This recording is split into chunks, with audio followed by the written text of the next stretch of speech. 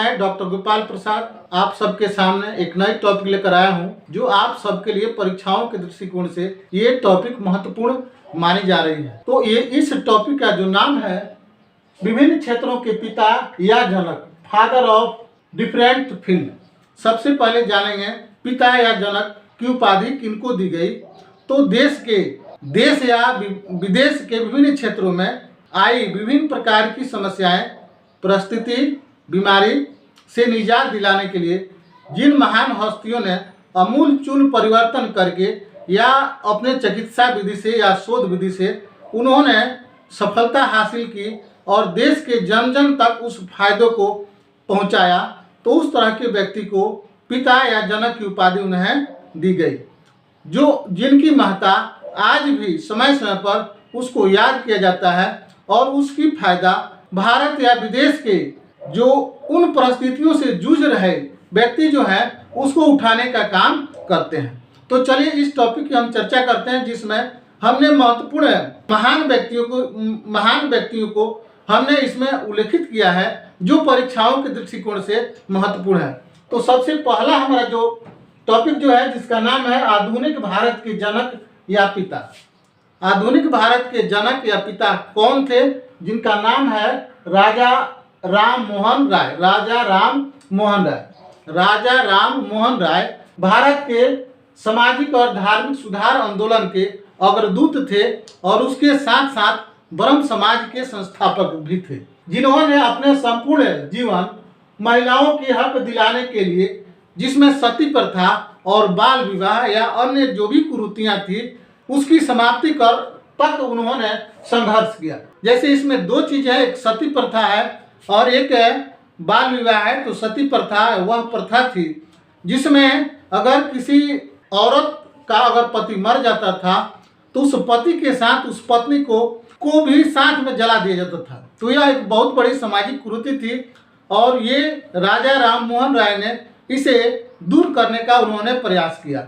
अगला जो था बाल विवाह। बाल विवाह एक ऐसी प्रथा थी जिसमें घर में बच्चे जब होते थे तो अभी वे नादान ही होते थे, तब तक उनकी शादी कर दी जाती थी, जिनको यह समझ नहीं थी कि शादी आखिर है क्या चीज, और बाद में उसका दुष्परिणाम उस पति और पत्नी को भोगना पड़ता था।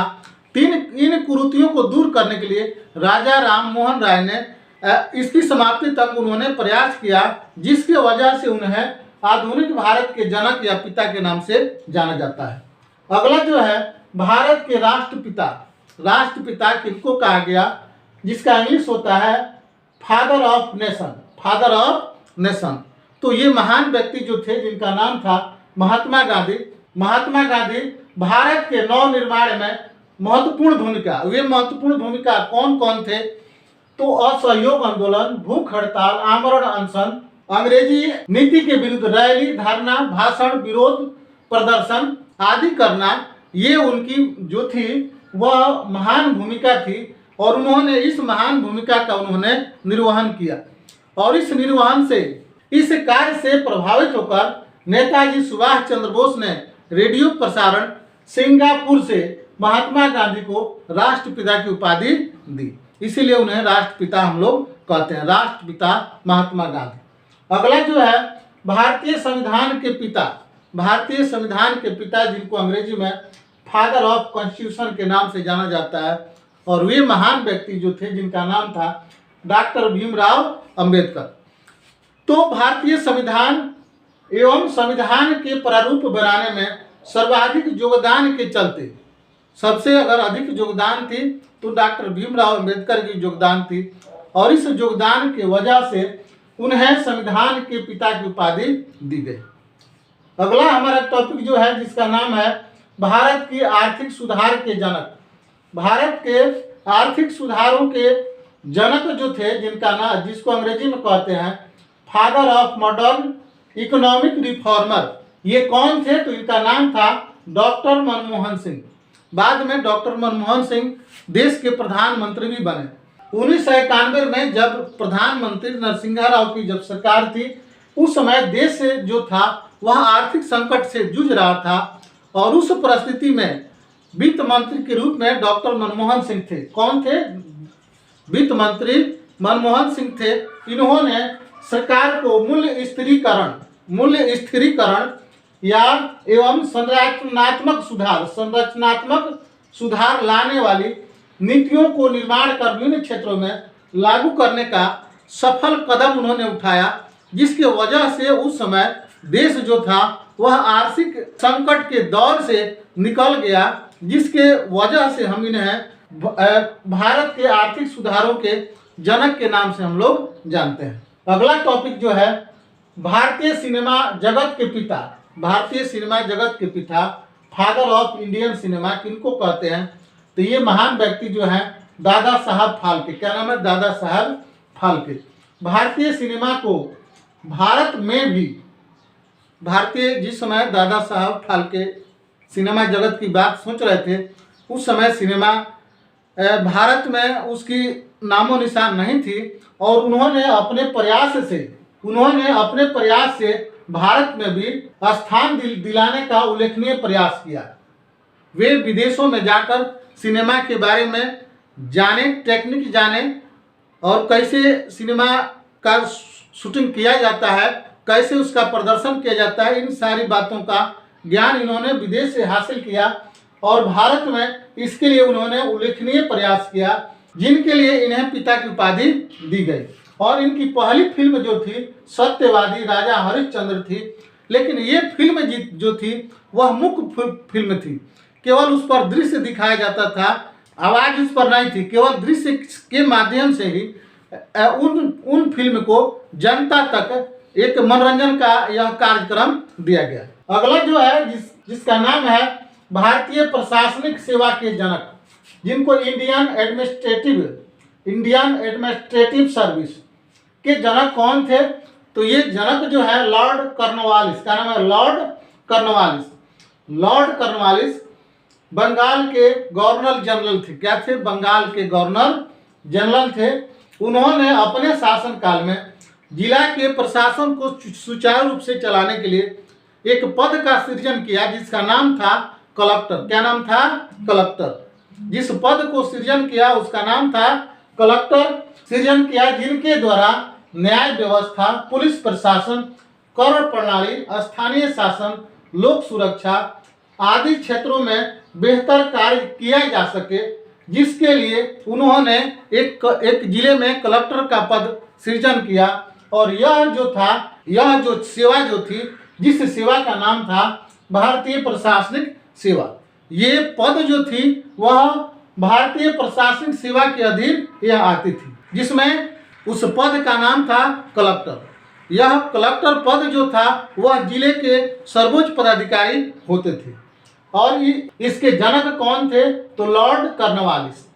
अगला जो है आधुनिक हिंदी साहित्य के जनक कौन थे, तो जिसको अंग्रेजी में कहा जाता है father of modern Hindi literature. क्या नाम है? Father of modern Hindi literature. तो ये व्यक्ति जो थे जिनका नाम था भारतेंदु हरिश्चंद्र। का नाम है? भारतेंदु हरिश्चंद्र एक ऐसे व्यक्ति थे जो एक उत्कृष्ट कवि, नाटककार, पत्रकार, लेखक, संपादक एवं कुशल वक्ता के साथ साथ उन्होंने हिंदी के उत्थान के क्षेत्र में उन्होंने सफल योगदान दिया, और इस सफल योगदान के लिए उन्हें आधुनिक हिंदी साहित्य के जनक की उपाधि उनको दी गई। अगला जो है आयुर्वेद के जनक कौन थे, तो आयुर्वेद के जिसको लिखा है फादर ऑफ आयुर्वेद। क्या नाम है? फादर ऑफ आयुर्वेद, जिनको आचार्य चरक के नाम से जाना जाता है। और चरक जो थे उन्होंने आयुर्वेद पद्धति की उन्होंने सोच रखी, उन्होंने आयुर्वेद पद्धति को उन्होंने विकसित की। तो आचार्य चरक विश्व के पहले चिकित्सक थे, जिन्होंने अपने ज्ञान के बल पर बहुत सारी बीमारियों को निजात दिलाने के लिए आयुर्वेद चिकित्सा पद्धति में क्रांति लाने का काम किया। उन्होंने आयुर्वेद चिकित्सा पद्धति में उन्होंने क्रांति लाने का काम किया, और उस क्रांति से जन जन तक उस पद्धति का फायदा लोगों तक मिला, और आज भी इस पद्धति का फायदा लोगों को मिल रहा है, जिस क्रांति के लिए आयुर्वेद के जनक के रूप में आचार्य चरक को माना जाता है। आयुर्वेद के जनक के रूप में आचार्य चरक को माना जाता है। अगला जो है होम्योपैथ के जनक, father of homeopath, father of homeopath, जिसके जनक जो थे, जिनका नाम है doctor Samuel Frederick Hahnemann, doctor Samuel Frederick Hahnemann. तो डॉक्टर सैमुअल फ्रेडरिक हेनीमैन विश्व में नई चिकित्सा पद्धति लाने और इसके महत्व को जन जन तक पहुंचाने के लिए इन्होंने विशेष योगदान दिया, जिसके लिए इनको होम्योपैथ के जनक के नाम से जानते हैं। यह पद्धति जो है, इस पद्धति में किसी बीमारी की दवा नहीं है, बल्कि उस बीमारियों के लक्षण की दवा है, और इस लक्षण के आधार पर क्या कि उसमें दवा दी जाती है। इसके लिए, इस पद्धति के लिए इन्हें जनक की उपाधि इनको दी गई। अगली हमारी जो टॉपिक जो है, जिसका नाम है विश्व हरित क्रांति के जनक, जिनका English father of world green revolution. इस हरित क्रांति के बारे में सोचने वाले या नया प्रयोग करने वाले जो व्यक्ति थे, जिनका नाम था नॉर्मन बोरलॉन्ग। नॉर्मन बोरलॉन्ग ने कृषि क्षेत्रों की उत्पादकता को बढ़ाने के लिए उन्होंने नई तकनीक, नए बीज, नए तरह के खाद का उन्होंने उपयोग से संबंधित उन्होंने जो तकनीक लाया, और उन तकनीकों के वजह से विश्व स्तर पर कृषि से संबंधित उत्पादकता उन्होंने बढ़ाने में वे सफल रहे, जिसके वजह से इन्हें विश्व हरित क्रांति के जनक के नाम से जाना जाता है। यहाँ लिखा भी गया है कि विश्व स्तर पर कृषि क्षेत्रों में फसलों के प्रमुख रूप से गेहूं की उत्पादकता बढ़ाने के लिए 1950 में नॉर्मन बोरलॉन्ग द्वारा किया गया प्रयास सफल रहा, जिसके वजह से उन्हें विश्व स्तर पर हरित क्रांति की जनक की उपाधि उनको मिली। उन्होंने जो कृषि से संबंधित जो फसलों के उत्पादन में जो उन्होंने प्रयास किया, जो उनकी सोच थी, जो तकनीक उन्होंने अपनाई, वे तकनीक सफल रहे, और उसी के वजह से उन्हें विश्व हरित क्रांति के जनक के नाम से जाना जाता है। अगला जो है, भारत में हरित क्रांति के जनक कौन थे? तो भारत के हरित क्रांति के जनक, जिसका इंग्लिश लिखा गया father of Indian green revolution. देखिए, विश्व स्तर पर जब हरित क्रांति की बात चली, तो उस समय भारत में भी कृषि क्षेत्रों में उत्पादकता जो थी बहुत कम हो रही थी, और उस समय भुखमरी की समस्या भारत में विकट समस्या थी, और उसे निजात पाने के लिए प्रोफेसर एमएस स्वामीनाथन, जिनका नाम है प्रोफेसर एमएस स्वामीनाथन, ने कृषि संबंधित क्षेत्रों में जो फसल जो थे उसकी उत्पादकता को बढ़ाने के लिए उन्होंने विश्व स्तर पर को देखकर उन्होंने उसका सफल प्रयोग किया, और ये प्रयोग सफल रहा, और भारत में कृषि उत्पादकता बढ़ी, जिसके वजह से उन्हें भारत में हरित क्रांति के जनक उनको माना गया। तो चलते हैं भारत में कृषि क्षेत्रों में फसलों, और वे फसल कौन कौन से हैं? तो प्रमुख रूप से गेहूं, गन्ना, मक्का और बाजरा की उत्पादकता बढ़ाने के लिए प्रोफेसर एमएस स्वामीनाथन कमेटी के प्रयास से सिंचित या असिंचित, दो तरह की भूमि है, एक सिंचित और एक असिंचित भूमि में अधिक उपज देने वाले संकर बीजों, उर्वरक तकनीकी का प्रयोग में वे सफल रहे, और इस सफलता की वजह से कृषि क्षेत्र में जो हमारे फसलों की जो उत्पादकता रही सो बढ़ी, जिसके वजह से उन्हें भारत में हरित क्रांति के जनक की संज्ञा उनको दी गई।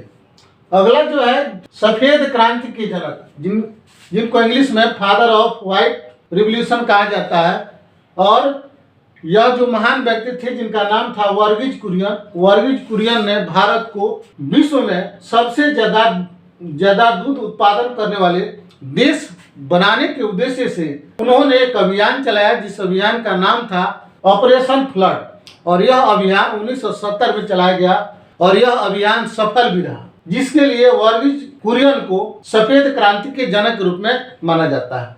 तो सबसे बोर्ड पर हम देखते हैं, भारत को विश्व में दूध का सबसे बड़ा उत्पादक देश बनाने के उद्देश्य से 1970 में, कब 1970 में ऑपरेशन फ्लड के नाम से अभियान चलाया गया।